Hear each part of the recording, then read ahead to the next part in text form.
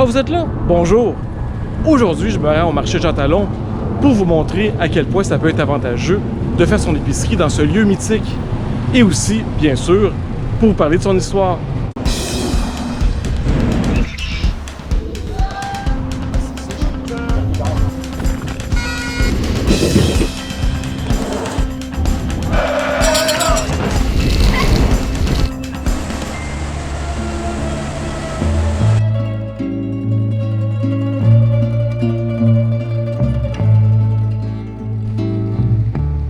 Le marché Jean Talon est le plus grand marché à aire ouverte en Amérique du Nord. Il est situé au nord du quartier La Petite Patrie, juste à la limite de Villeray. On peut pas parler du marché Jean Talon sans parler de la communauté italienne de Montréal. En effet, une grande quantité d'Italiens est venue s'installer le long de la rue Jean Talon au tout début des années 1900. Évidemment, à cette époque-là, la rue Jean Talon n'était pas développée comme aujourd'hui. Il y avait quand même pas mal d'espace et les Italiens s'en servaient pour se créer des petits potagers, des petits jardins où ils faisaient pousser légumes et fruits. Et ils venaient vendre ces produits-là de façon spontanée le long de la rue Jean Talon. Ça prouvait qu'il y avait vraiment un besoin d'un marché dans ce coin-là.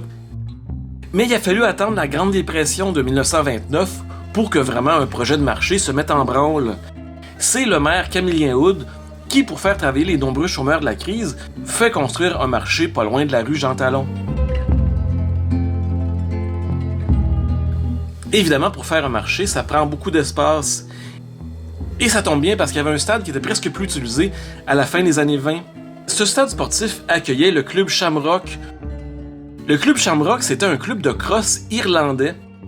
Ben oui, le sport de la crosse qui a été inventé par les Premières Nations et qui, d'après moi, est un peu l'ancêtre du hockey aujourd'hui. Le stade pouvait accueillir jusqu'à 15 000 personnes. Et il était beaucoup moins utilisé vers la fin des années 20. Alors il n'y a pas eu trop de problème à le détruire pour créer un marché. On a nommé une rue juste à côté, la rue Shamrock, en l'honneur du club de crosse. La rue Shamrock relie le boulevard Saint-Laurent au marché Jean Talon. Et sur la rue Shamrock de nos jours, il y a vraiment une agréable petite place. Elle a été créée pour la première fois en 2014 et elle a été complètement rénovée en 2019.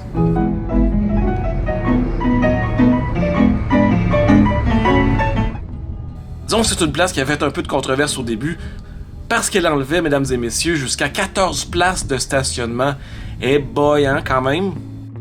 Donc, pour en revenir au marché Jean Talon, il a été inauguré par le maire Camillien Hood le 27 mai 1933. Et à cette époque-là, on l'appelait le marché du Nord, parce que tous les autres marchés de Montréal étaient beaucoup plus au sud. Le marché a vraiment beaucoup évolué à travers les années, mais la structure de base, c'est-à-dire ces espèces de grands toits en béton supportés de colonnes, est là depuis le tout début. Et c'est encore la structure de base du marché aujourd'hui. Comme c'est un marché à aire ouverte, les camions avec les produits peuvent venir se stationner directement à côté des kiosques de vente. Et chaque producteur qui loue un espace ici a son propre petit numéro. Je vous disais que le marché a été beaucoup rénové, mais ça a pris du temps. Comme nous démontre cette photo aérienne de 1977, c'est vraiment la structure originale du marché des années 30. Et qu'est-ce que vous remarquez? Ben oui, il y a tout plein de stationnements tout autour du marché. Quand on regarde le marché de nos jours avec un drone, ben on remarque qu'il y a beaucoup moins de places de stationnement. Le stationnement qui était complètement à l'est du marché a été enlevé quand on a construit la partie couverte du marché. Une partie qui avait pour but d'ouvrir le marché à l'année, même en hiver. Ça a été créé au début des années 80. Aussi, dans la partie nord-ouest du marché, il y a une SAQ et une première moisson. Donc, encore une fois, un peu de stationnement de moins. En fait, il reste juste la partie sud-ouest du marché où il y a encore le stationnement original. On peut y stationner une trentaine de véhicules. Mais en 2004, on a répondu aux demandes d'automobilistes chez Halleux et on a créé un stationnement souterrain. Comme vous pouvez vous en douter, je suis jamais allé là parce que j'ai pas besoin de ça, j'ai pas de char. Et pour montrer qu'il y a quand même beaucoup de place pour se stationner. Le stationnement qui peut contenir jusqu'à 360 places est joliment décoré avec des murales qui représentent des produits alimentaires.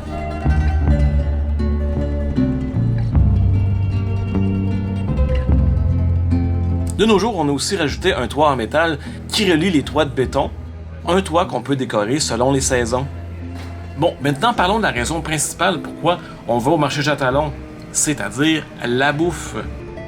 Évidemment, à travers les années, le choix de fruits, de légumes a beaucoup évolué.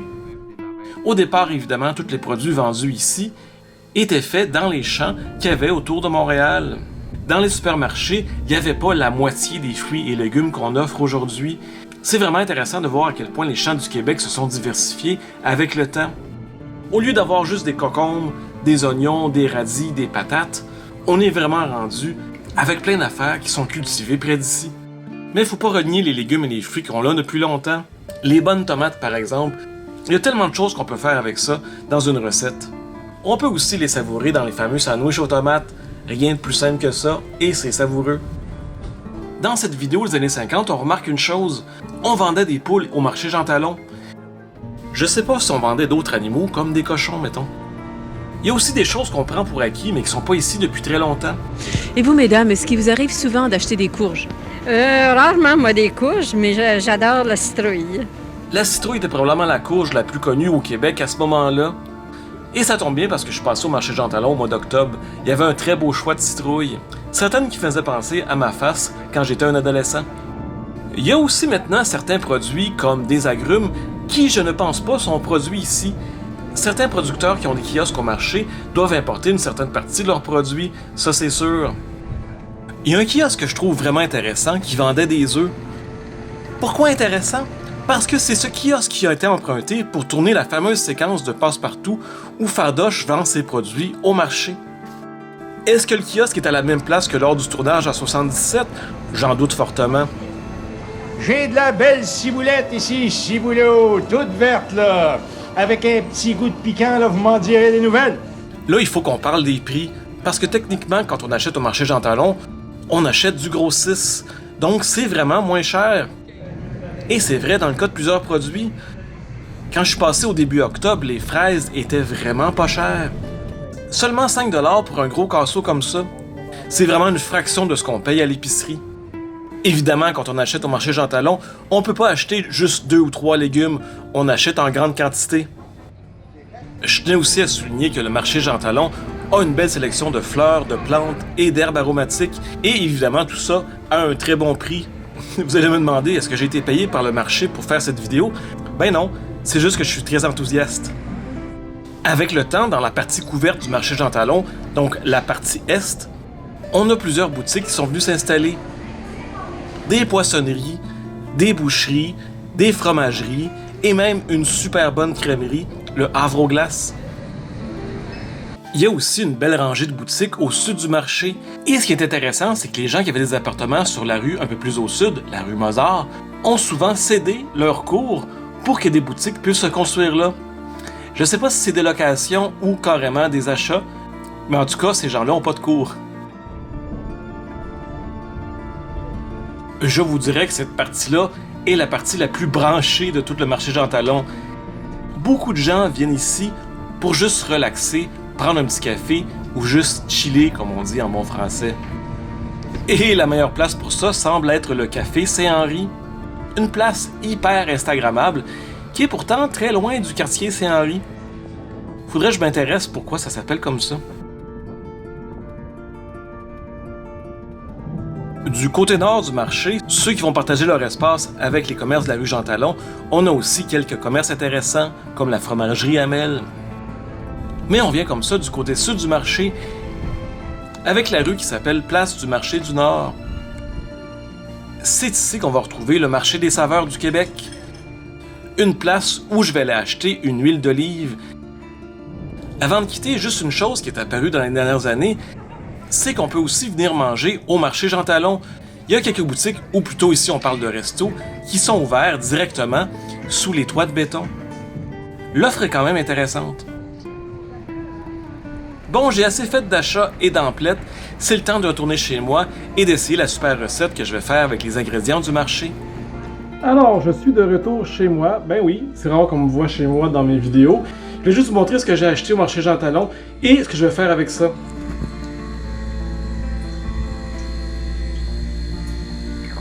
Bon, le pepperoni, c'est pour me faire la pizza un peu plus tard. Mais ce soir, avec les légumes que j'ai achetés, je vais me faire une ratatouille, comme dans le film avec le petit rat.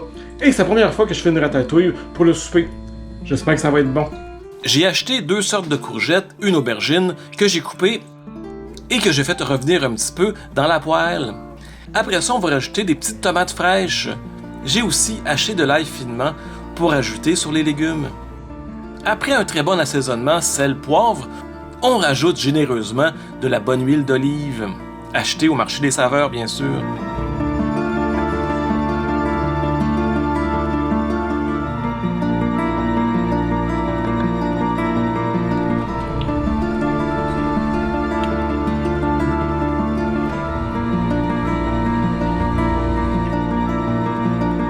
Surprenamment bon.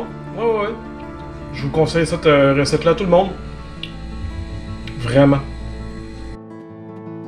Alors voilà, c'est ce qui termine ma courte vidéo sur le marché Jean Talon. Comme d'habitude, si vous aimez ça, un petit pouce en l'air en bas de la vidéo. Abonnez-vous si ce n'est pas encore déjà fait. Allez voir mon Patreon, un petit don, ça fait toujours du bien. Et là-dessus, on se dit à très bientôt!